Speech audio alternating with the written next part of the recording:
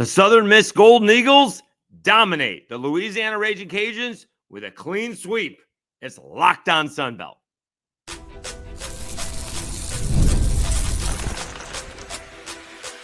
You are Locked On Sunbelt, your daily podcast on the Sunbelt Conference, part of the Locked On Podcast Network, your team every day. Dave Schultz, Locked On Sunbelt, your teams every day. Today's episode brought to you by Monarch Money. Take control of your finances with Monarch Money. Use code LOCKEDONCollege at monarchmoney.com for 50% off your first year. All right, Troy with another series win. We'll get to that. They could not finish off the sweep. We'll get to the Sunbelt RPI.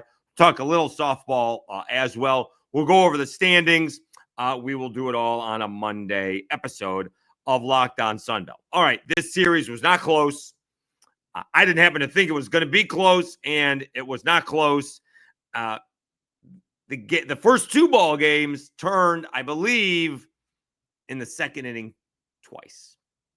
Cajuns actually took a lead in the second inning. Certainly in the first ball game, they did their, I don't know if it's their patented double squeeze, but they pulled off the double squeeze. If you don't know what that is, it's runners on at second and third, and they bunt, and they score 2 runs. It's basically a hit and run with a bunt. I'd never seen it before. I spent about a dozen years in minor league baseball. I'd never seen anybody pull that off. I'd never seen anybody attempted it. The first time I saw it was the Cajuns versus Alabama, and I sat there in the press box saying, what did I just see? So as soon as, I don't remember the Cajun base runner, as soon as I saw him steal second, boom, I knew what was going to happen, and boom, that's what happened. So the Cajuns go up 3-1 on Southern Miss, but Southern Miss comes right back, and Pratt with a 2-run home run. And I'm not saying that the ball game doesn't end up Southern Miss winning 11-3.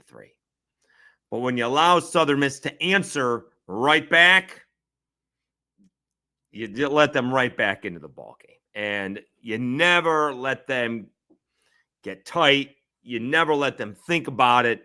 They just got right back into the ball game. And if you're the Cajuns, you got to have a chance to build on it, and you never did. And Southern Miss is just too good not for the Cajuns to have a chance to build on it. And I believe the same thing happened the next night, on Saturday night, where Southern Miss won 15-5. Cajuns take a lead in the second inning, go up 1-0. Southern Miss comes back with 2 in the bottom half of the second inning. You know, the Cajuns' defense wasn't very good, pitching wasn't very good, hitting wasn't very good. I mean, what was the overall scores in these series? It was not pretty. All right, Southern Miss is really good, and this is why I'm saying between Coastal, Southern Miss, and maybe Troy. First of all, what was the overall domination in this series? It was not close, right? 11, 15, and 9. Now I'm going to have to do math. So that's 35. That was easier math. The Cajuns, 11 and 3. So that's 14. So they got outscored 35-14. That's not Cajuns baseball. That's they didn't have the pitching. They don't have the hitting. We'll see. We'll see what happens next year. All right. A lot of the youngsters, I think, were banged up, and they're just young. They're inexperienced. They allegedly have talent, but certainly the guys that were counted on did not come through this year for the Cajuns. It doesn't change the fact that Southern Miss is really good. All right. And this is why I continue to say that getting the NCAA tournament is not going to be good enough this year for Coastal Carolina or Southern Miss.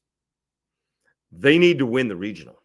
And that's not going to be easy because you're going to go to, you're going to go to an ACC team. You're going to go to an SEC team, right? I mean, last time out, I thought I saw Southern Miss was going to Auburn. Good luck. Auburn's like number 3 in the RPI. At least they were. Well, number 2. All right. Of course, that was earlier in the week when that came out. It's going to take a lot for Southern Miss to be a host. They're going to need some help with that one. I understand. I mean, I guess they could. I mean, if they go in and sweep Troy and sweep their way to a Sun Belt championship, that's still moving up about 13, 14 spots. Not unheard of. A little bit unlikely. I don't think it's impossible, but I don't think that's likely either to be a host seed. Doesn't change the fact that they could be in a spot where if they get a good 2 seed where they're not playing a top 1, 2, or 3 seed, that the team they're playing feels bad. Like they're playing, I don't know, maybe they're playing a 12th seed, 13th seed. That could be pretty good. Maybe they're playing a 10th seed. They may be right there with the team they're playing. All right. If they're playing a top 5 team, that's going to be tough. Same with Coastal. Coastal is going to be hosting. We'll get to them here in a minute. But they're going to be hosting, and it's not going to be good enough just to get to the NCAA tournament. These guys got to get to the Supers, and then you want to see where you match up with that, because then it's just 2 out of 3. Supers are much easier than a regional. It's much easier than a regional, right? So we shall see. But it was all Southern Miss, not really close. They still trail Coastal Carolina as they had a real easy time with ULM. I don't think anybody's surprised by that. These two teams, Coastal Carolina's in front, 23-4. They've won 11 in a row. Southern Miss has won 11 in a row. I think Coastal Carolina's RPI is actually and went back up to 12. They sweep ULM. They don't move. They went up. They went down. They're 12th as of Sunday evening. Southern Miss went up a little bit. They got some help from teams. They're 29th. They got some help from some teams that lost. Like USC's RPI went down 12. Arizona's RPI went down 19. Cal Poly's RPI went down 8. A&M's RPI went down 23. They got swept by Missouri. Poor A&M. Isn't that too bad? Poor A&M. Once again, lots of money, not going anywhere. Like, they're not going to make the tournament this year. All right. It does not appear. Anyways, sidetracked. That's it. Go see Chris Gordy, Locked on SEC, for the woes of the A&M Aggies. Anyways, we'll get to Troy here in a second as well. But Coastal Carolina, they're good. They do have an outside shot at being a national seed. They are much closer to being a national seed than Southern Miss is at hosting, right? If Coastal Carolina sweeps their way to the rest of the way, I think they got ODU, right? And for some reason, they sweep their way through the Sun Belt Championship. They very well could be a national seed, especially if they're, they got an argument against Clemson. I know Clemson's got an overall, strength of schedule argument, but head to head, it ain't 1-1. It's 2-0. Coastal Carolina may end up with that national seed. It may have been Baseball America who put that Coastal Carolina should be a national seed. So again, getting to the NCAA tournament like the teams did last year ain't going to be good enough. Sun Belt wants to win it and get to the Super Regional to see if they can qualify for Omaha. All right, let's take a timeout. We'll come back, Troy wins another series. All right. Only team in America to not have lost a series, but could not finish it off again.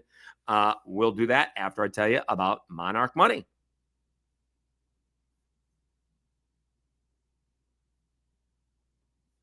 Ever check your bank account and wonder, where'd all my money go? Between dining out, online shopping, and entertainment, it's easy to lose track. That's where Monarch Money comes in, your personal CFO, giving you full visibility, and control over your finances. Monarch Money isn't just a budgeting app. It's a complete financial command center. You can track all your accounts, investments, and spending in one place. So you stop just managing your money and start building wealth. When I started using Monarch, I realized just how much I was spending on food delivery and maybe bourbon. And now I budget much smarter and save more. Take control of your finances with Monarch Money and use code LOCKEDONCOLLEGE at monarchmoney.com for 50% off your first year. That's monarchmoney.com, code LOCKEDONCOLLEGE for half off your first year.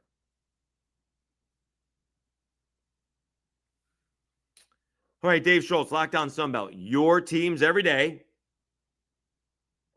We'll go through the rest of the conference as well in this segment and next segment. I'll talk about the Sunbelt RPI, see what we can get through as we wind up this one more regular season weekend. This is the second to last weekend. All right. Troy, living dangerously, not once, but twice. I think they were losing 8-4 on Friday. They tied that ball game up in the 9th and won that game 9-8 in 12. They were losing Saturday, and they won that. They hit a 3-run home run. They were losing that ball game 7-4, trailing that ball game 7-4, and win that ball game 8-7 with a 3-run home run, pinch hit home run nonetheless by Shane Lewis in the 8th inning. Pull that one off. So Troy was living very dangerously this weekend, and it came back to bite them again when they lost 7-6 on Sunday. They were playing from behind all weekend, and I thought they were going to be able to pull it off, and they couldn't quite do it. They were down 5-3 into the 8th, and I said, all right, it's the 8th inning. Let's see what happens. They got to 5-4, but Arkansas State scored 2 insurance runs, and this is why they call them insurance runs, because Troy put 2 on the board in the 9th. Brooks Bryant, of course, with the 2-run home run, but they lose 7-6. That's the old, you got to hold them, because when the push comes, Tony Robichaux, you want to be able to catch them. And those 2 runs kill you, because if Brooks Bryant, he may not be swinging the bat if they're within the possibility of going ahead. So the whole strategy could change, but you know what I'm trying to say. So Troy falls 7-6. When I looked earlier, their RPI had not fallen that much, although now it's fallen more. All right, so they had gotten all the way up to 32, which I meant to say Sunday morning with the recap, because their RPI had gone they had gotten that big bump up 10 spots from earlier in the week, maybe 7 from Saturday to Sunday, because those teams had lost. All right, about a half a dozen teams had moved down below them. So again, to move up, you need some teams to move down, and they did. Right after they lost, they fell to 35. Now they are a 38. Okay, there happens to be a big ball game out of conference midweek game. It's a little bit odd. Northeastern, which is right behind Southern Miss, is taking on Connecticut. Northeastern has only won 20 in a row. Now their RPI isn't going to fall too much, because they're playing Connecticut. They're 40th. They're right behind Troy. But that's just a big ball game to watch out for those RPI ball games. And it's my boy Glavin, so we'll be rooting for Glavin. But they didn't fall too much. As I mentioned, I didn't think one loss would be that big of a deal. But if they beat Arkansas State, they would be somewhere closer to 30 than they would be to 40. And as you know, if they had lost, they did not sweep last week, as we mentioned. If they had swept these 2 games, they would be closer to 30 than they would be 40. Just like I had mentioned, if Southern Miss lost 1 game to the Cajuns and lost 1 game to Arkansas State, they'd be closer to 40 than they would be to 30. But they've won 11 in a row. So they're sitting at 29. They're closer to 30. They're nowhere near the bubble. All right. Again, I don't think they are hosting territory yet. A lot has to happen for that to happen. But obviously, they are getting to be a 2 seed, right? You'd like to get up as high as possible in that 2 seed territory. You don't want to be facing. In fact, you'd rather be, if you're Southern Miss, you'd rather be a 3 seed in a 14 or 15 or 16 seeded territory. That's where you'd rather be. To be honest with you, you'd rather not be a 3 seed, a 2 seed against, I don't know, Texas, Georgia, or Auburn. That's where you don't want to be. Or Arkansas. That's exactly where you don't want to be, a 2 seed. Now, you want to be a 3 seed. One of those lower ones. So we'll see where that goes. Okay. So Troy, again, doesn't sweep, but they are pretty solid heading into their series with Southern Miss. Even if somehow they manage to lose 2 out of 3, they'll still be top 40 because they're playing Southern Miss. If they manage to get swept, I guess they'll fall into the low 40s. And they'll still have the Sun Belt Conference tournament to get themselves into the NCAAs, right? That'd be the one thing you don't want to do right now if you're Troy, is to get swept. But again, they haven't lost a series at all. I'd be shocked if they did get swept. I wouldn't be surprised if they lost 2 out of 3, despite having not lost a series. I think Southern Miss's pitching is that good, but Troy at home probably would take Troy in the series. Again, I will be surprised if it's not Coastal and Southern Miss in the Sun Belt Conference Championship game. That's what's going to happen. But I would not be surprised if Troy doesn't win this series in Troy. All right. It's certainly be something I ain't going to miss. I'm going to be watching that series next weekend. All right. Meanwhile, right below the Cajuns, and I think I misspoke. Well, I don't think I misspoke. I didn't misspeak. The Cajuns are in 4th. Guess who's tied, I believe, for 4th? It's ODU and the Cajuns. I said they were in 5th, but they're in 4th. ODU is looking at a top 6 seed. Now, I don't think that makes much of a difference outside of playing later in the week and losing later in the week. But I mean, it has been a crazy season for Old Dominion, right? They don't have a home field. I know they're playing in Norfolk, but not at their own field as that's getting built. And it's nice to have some success.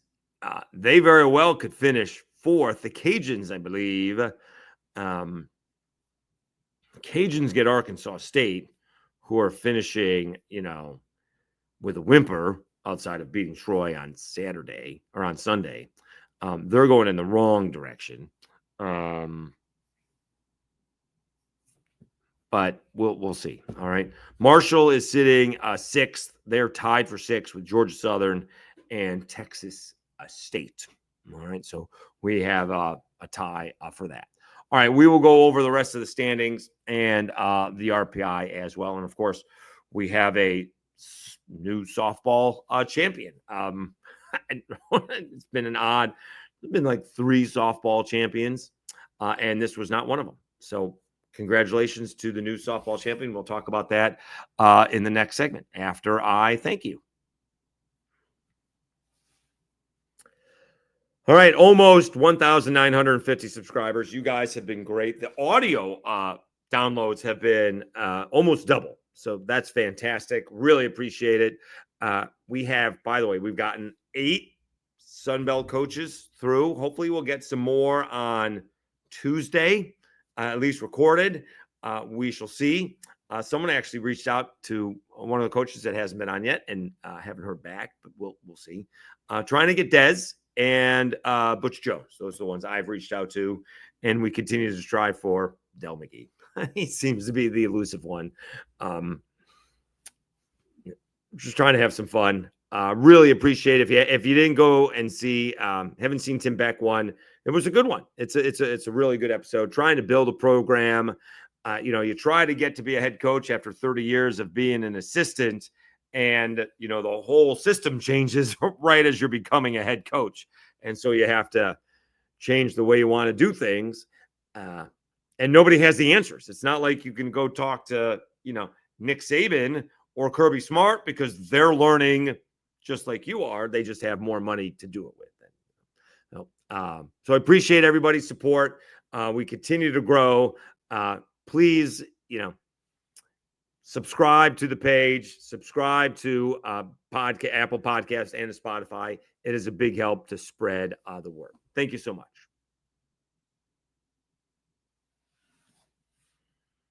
All right, Dave Schultz, Locked On Sunbelt, your teams every day. All right, so quickly, let's go over the standings. I guess the other game that I missed before we do that was App State did salvage the last ball game, which is a big difference here. They salvaged the last game of the series against South Alabama. After South Alabama sweeps a doubleheader from App State takes the Sunday ball game, and that's huge, because the two teams would have been tied for 10th place. Instead, App State has a 2-game lead with 3 to play over South Alabama. So that's not necessarily done, but pretty close. App State, let's see, has Georgia State, and South Alabama is playing at ULM. I mean, both teams are way down in the standings and will not probably be in the Sun Belt Conference Tournament. So both App State and South Alabama have a chance to win the series, but it would have been much more interesting had they been tied going into the final weekend. All right, so the standings are as follows. Coastal Carolina is going to win the regular season. They're 23-4. Southern Miss is 21-6. They are going to come in second. Troy is 18-9. They're going to come in third. All right. Cajuns and Old Dominion, they're 15-12. They're both fourth. We'll see what happens there. Coastal Carolina is getting Old Dominion. Cajuns are getting Arkansas State. Marshall, Georgia Southern, and Texas State are all 13-14. All right.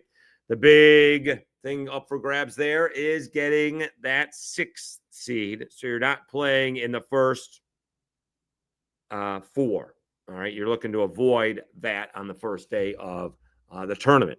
And then just to get into the tournament, you do have Arkansas State, and I'm going to count 1, 2, 3, 4, 5, 6, 7, 8, 9. Arkansas State is 9th, along with App State. So they are tied for 9th and 10th, so to speak. South Alabama is on the outside looking in. So they are 2 games back. Georgia State is basically out of it. James Madison and ULM as well. Okay, so that's where we are as of right now. Looking at the RPI, and we'll do that here. Let's do Coastal's RPI as of Sunday evening, 8:30 Eastern time, is 12. Southern Miss is 29. Troy had fallen to 38. All right. Again, that got up to 32, then to 35, and then it fell to 38. All right. Those 3 teams appear like they will be heading to the NCAA tournament. Certainly, if Troy takes 2 out of 3, as they have done all year over Southern Miss, they would probably be over Southern Miss. Why wouldn't they be heading into the Sun Belt Conference Tournament? All right. So those are in good shape. Overall, though, the Sun Belt was very close to moving down in rankings, including the independent, which is Oregon State. We've been over that mess. They're the only independent out there. But, well, I guess this,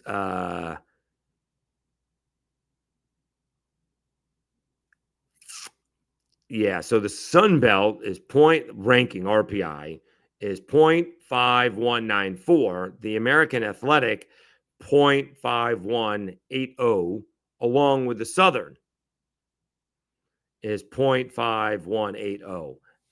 That was closer than that. That's like, 0.0014. That's close.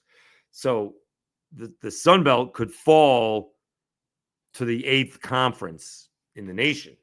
I don't know if that matters all that much. To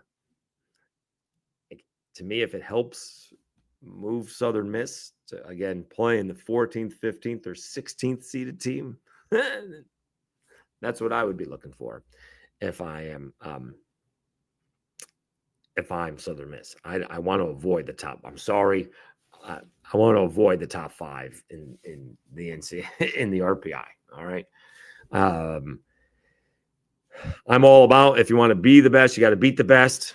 I'll beat the best in Omaha. Let me get to Omaha. I'll beat the best in Omaha. All right. All right. So that's baseball. Let's see quickly if anybody has any midweek games this week. Usually there's not any midweek games. And when you know it, there are. Old Dominions at Richmond, Georgia Southern's at Kennesaw State, Marshall playing Virginia Tech. These are all Tuesday ball games. ULM is Louisiana Tech, and Texas State is playing UT Rio Grande Valley, which actually I think is a pretty good baseball team. They're 37th RPI wise. Yeah, how about that? So that's pretty good. All right. And then we will remember the series starts, final games start on Thursday because the tournament starts early next week. Okay. Meanwhile, your 2025 Sun Belt Softball Championship champions, the Coastal Carolina Chanticleers.